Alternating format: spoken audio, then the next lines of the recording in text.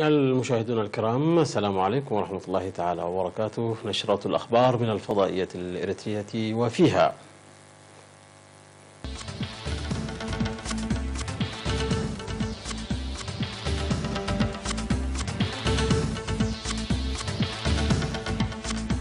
الرئيس السياسي يعود إلى البلاد بعد زيارة للسعودية والإمارات. مسيرة في جوبا تأييدا لعملية السلام الإريترية الإثيوبية. تقييم الأنشطة الصحية في إقليم شمال البحر الأحمر. هجوم انتحاري في كابول يستهدف قافلة أمنية. ترامب يعلن نزع فتيل الحرب التجارية مع الاتحاد الأوروبي. وشركة الطيران ريان إير تقلص حجم أسطولها.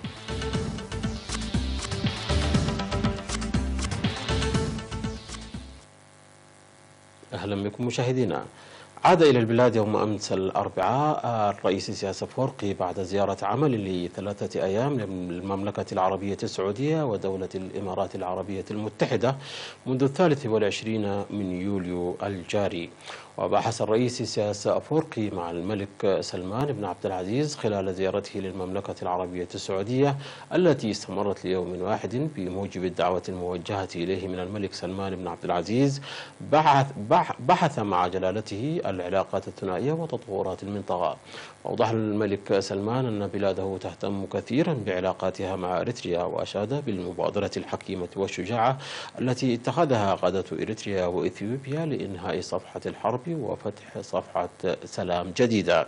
وفي دولة الإمارات العربية المتحدة أجرى رئيس سياس أفورقي ورئيس وزراء إثيوبيا أبي أحمد وولي عهد أبو ظبي الشيخ محمد بن زايد أجروا لقاء ثلاثيا للتشاور الجاد لضمان تحقيق التعاون والتنسيق الإقليمي. ومنحت دولة الإمارات العربية المتحدة وسام زايد أعلى وسام في الدولة للرئيس سياس أفورقي ورئيس وزراء إثيوبيا الاتحادية الدكتور أبي أحمد تقديرا للمبادرة النموذجية التي قام بها الإحلال السلامي بين إريتريا وإثيوبيا.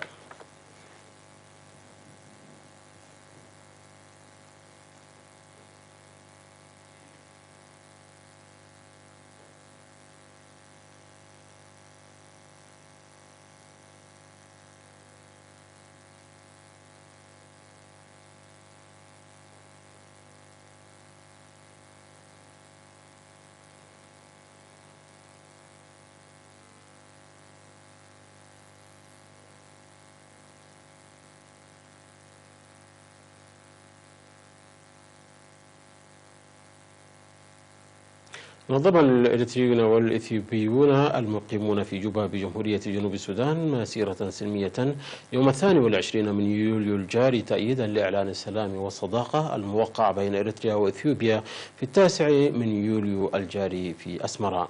وشارك في المسيرة التي نظمتها سفارتا إريتريا وإثيوبيا حوالي 3000 مواطن من البلدين. أكدوا فيها بأن المبادرة التاريخية الشجاعة التي اتخذها الرئيس سياس أفورقي ورئيس الوزراء أبي أحمد دون طرف ثالث أزاحت الستار الأسود الذي استمر لحوالي 20 عاما، مؤكدين استعدادهم للمساهمة في جهود إعادة العلاقات التاريخية والأخوية إلى طبيعتها.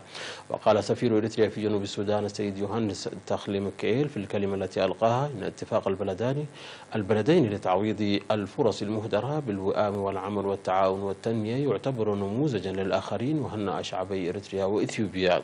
من جانبه أوضح سفير إثيوبيا سيد فسها شاول أن عودة علاقات إثيوبيا وإريتريا إلى طبيعتها يتجاوز تأثيرها الإيجابي شعبي البلدين إلى شعوب المنطقة ويمهد لتعاون أوسع. وقد قامت مختلف وسائل الإعلام بالتغطية المكثفة لمسيرة التأييد التي استمرت من الساعة 11 قبل الظهر حتى 4 عصرا. أعلن مكتب وزارة الصحة في إقليم شمال البحر الأحمر في التقييم الذي أجراه يومي 21 و22 من يوليو الجاري، أعلن بذل الجهود المكثفة لضمان صحة المواطنين عبر سد النقص في الكادر الصحي والمعدات الطبية على مراحل. وقدم في الاجتماع الذي عقد في مدينة مصوع تقارير عن مكافحة الأمراض الوبائية وتطعيم الأمهات والأطفال ورعاية الأموم والطفولة والنظافة البيئية ومكافحة الأمراض المعدية وغير المعدية. وأشارت التقارير إلى ارتفاع الولادة في المؤسسات الصحية بنسبة بلغت 8% مقارنة مع العام السابق، وارتفاع تطعيم الأطفال بنسبة 1% والأمهات بنسبة 3%، ومكافحة مرض الملاريا وإزالته من الإقليم. وذكر المدير الطبي لمكتب وزارة الصحة في إقليم شمال البحر الأحمر السيد تسفاي تسفاطيون بأن النقص في الكادر الصحي والتحاليل في دهلك وكالعلو وفورو سيتم حله. وأعلن أيضا بدء عمل قسم العمليات الجراحية في مستشفى أفعبت لتقديم خدماته لسكان أدوبحة وناقفة وقرورة وأفعبت. وهاب الاجتماع بتقوية التوعية للولادة في المؤسسات الصحية والاهتمام بنقص الأدوية الأساسية. وقال حاكم إقليم شمال البحر الأحمر العميد تخلل اللبسو في الكلمة التي ألقاها أن مهام ضمان صحة المواطنين تحقق نتائج مرضية، داعيا للدفع بالأنشطة الصحية. هذا وتوجد في إقليم شمال البحر الأحمر 57 مؤسسة صحية.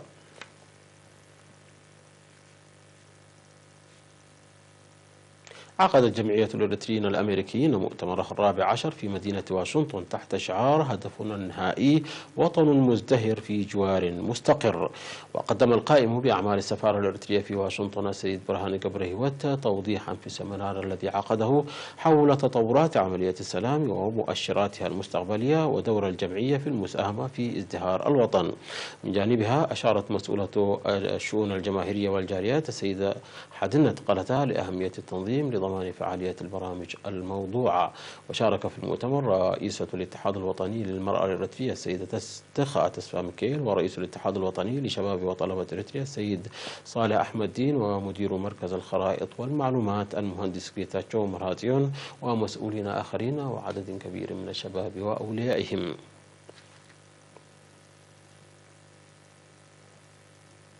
وجهت دعوة للمؤسسات الحكومية والمؤسسات الإنتاجية وغيرها من مؤسسات القطاع الخاص للاهتمام بدعم أنشطة الابتكار والتصنيع لكونها استثمار مضمون في المستقبل. وقال الشاب شام مسفن من وزارة الشؤون الخارجية والخبير في تقنية المعلومات والناشط في ابتكار السوفت وير وشبكة المعلومات لوكالة إرنا أن المبادرات التي يبادر بها الشباب في مختلف المجالات تسهم في تطوير الحياة الاجتماعية والاقتصادية إذا وجدت الاهتمام والاستثمار. وأوضح أن معظم الابتكارات والاختراعات لا يتجاوز عرضها المهرجانات، ويتوجب على المؤسسات التعرف على الابتكارات والاختراعات المساعدة لأنشطتها وتقديم الدعم لتطويرها. وذكر بأن النقص المالي وعدم وجود برامج تعليمية داعمة للهوايات من التحديات التي تواجه المواطنين الناشطين في الابتكار والاختراع، مشيرا إلى أن الدول المتطورة تعمل بأسلوب جاذب لاستجلاب المواطنين الذين لهم قدرات استثنائية في الابتكار، مما يشكل ذلك تحديا للدول النامية. وقد اخترع الشاب شام مسفن العديد من برامج الكمبيوتر مثل تعليم التقنية للصف الأول وحافظة أرقام وبرنامج ناتنا لاستخدام التقنية في الكمبيوتر والعمل المالي بالتقنية وبرامج أخرى. يذكر بأن جمعية تطوير وتشجيع الابتكارات والاختراعات التي تعمل تحت إشراف وزارة التعليم كانت قد عقدت مؤتمرها التأسيسي في 21 من يوليو الجاري.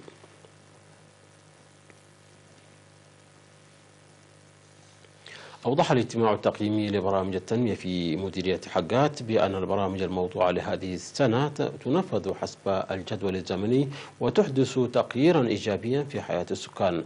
وأشار الاجتماع الذي شارك فيه مدراء 17 ضاحية وممثلي مكاتب الوزارات إلى تنفيذ أعمال فاعلة بالتنسيق بين المواطنين والمؤسسات الحكومية. وأشار التقرير المقدم إلى شق طريق حقات أونجلي وعد لمين بادوب عبر النفير الشعبي وصيانة طريق حقات عد عمر. وأفاد التقرير إلى إرساء مصدر مياه جديد في أج الناق بأكثر من 440 ألف ناقة لحل مشكلة مياه الشرب والسقي، وبناء 3 غرف في عيادة كرمد لانتظار الحوامل، ومساعدة سكان ضواحي بقو وعد عمر وفانا لأسر الشهداء بالمال والزرع. وأوضح القيام بأنشطة فاعلة في جميع الضواحي لحماية التربة وحفظ المياه وإجراء انتخابات قضاة المحاكم الأهلية في شبق وعد أري. وقالت مديرة مديرية حقات السيدة آمنة الحاج عثمان أن عملية إعادة توزيع الأراضي الزراعية التي جرت في 15 ضاحية كانت ناجحة، داعية السكان للتجمع وتقوية التأطير لمزيد من العمل الناجح. ودعا الاجتماع في ختامه لتجميع سكان بقو في المكان المناسب المعد لهم، وإنهاء سدي غرديق وأشرة اللذان انتصف العمل فيهما، وبناء سد مروني، وفتح مدارس ثانوية في أشرة وكرمد وحشيشاي وقلاس.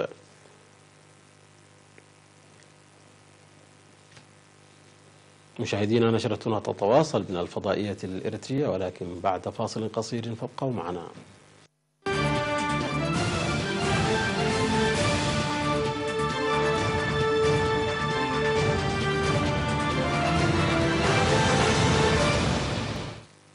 وفي الشأن العالمي، قال مسؤولون أن مهاجما انتحاريا من حركة طالبان هاجم قافلة لوكالة المخابرات الوطنية الأفغانية في كابول في وقت مبكر يوم الخميس، مما أدى إلى سقوط عدد غير معلوم من القتلى والمصابين.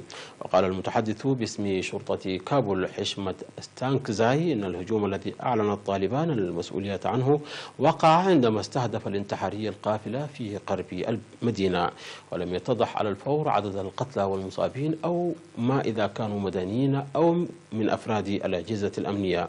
وقال المتحدث باسم الشرطة أن 4 أشخاص قتلوا وأصيب 5، في حين قال متحدث باسم وزارة الصحة العامة أنه تم نقل 3 من المصابين إلى مستشفيات بالمدينة. هذا وفي الجارة باكستان قتل 31 شخصا على الأقل في هجوم انتحاري قرب مركز اقتراع في مدينة كويتا، وفجر الرجل نفسه خارج مركز الاقتراع في هجوم تبناه تنظيم الدولة الإسلامية. وقال هاشم قلزاي المسؤول المحلي في كويتا أن المهاجم كان يحاول دخول مركز الاقتراع، وعندما حاولت الشرطة منعه فجر نفسه.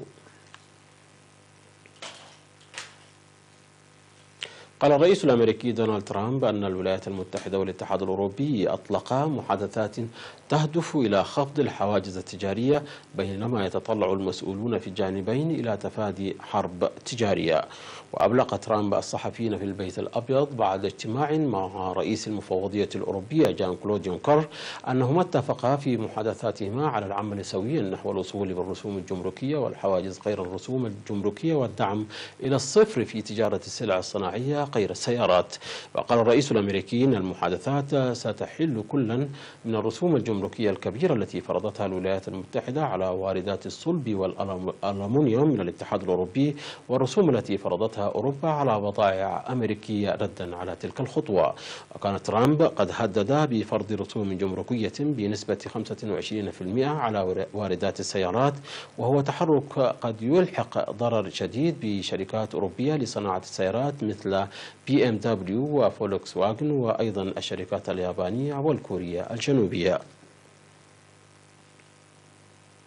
أعلنت شركة طيران ريان إير الإيرلندية تقليص حجم أسطولها، وذلك بعد إضراب الطيارين مما يهدد 300 وظيفة، في حين دخل طواقم طائراتها في إضراب في عدة دول في أوروبا. ووضعت إدارة الشركة بذلك تهديدها قيد التنفيذ، وذلك بعد أن حذرت سابقا على خلفية تراجع أرباحها الصافية من أن الإضرابات قد تجبرها على مراجعة توقعاتها لنشاطها الشتوي مع طائرات أقل وموظفين أقل. ولن يكون لدى الشركة سوى 24 طائرة بدبلن شتاء 2018 مقابل 30 حتى الآن، ما من شأنه أن يؤدي إلى خسارة وظائف تشمل 100 طيار و200 مضيف ومضيفة بحسب بيان للشركة. وأشارت الشركة بأصبع الاتهام إلى إضراب ل3 أيام نفذه بداية الأسبوع طياروها الإيرلنديون للمطالبة بظروف عمل أحسن، واعتبرت أن الإضراب تسبب في تراجع الحجوزات.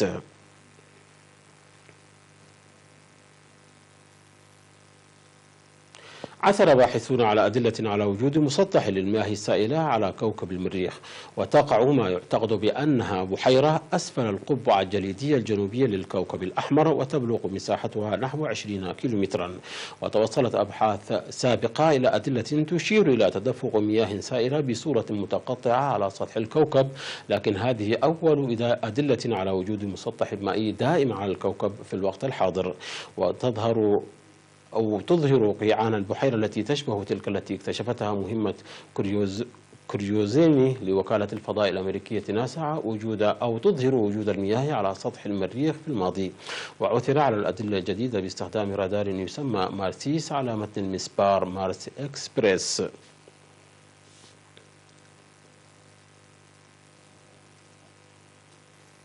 مشاهدينا، انتهت النشرة. شكرا على حسن المتابعة، تحية لكم أينما كنتم، إلى اللقاء.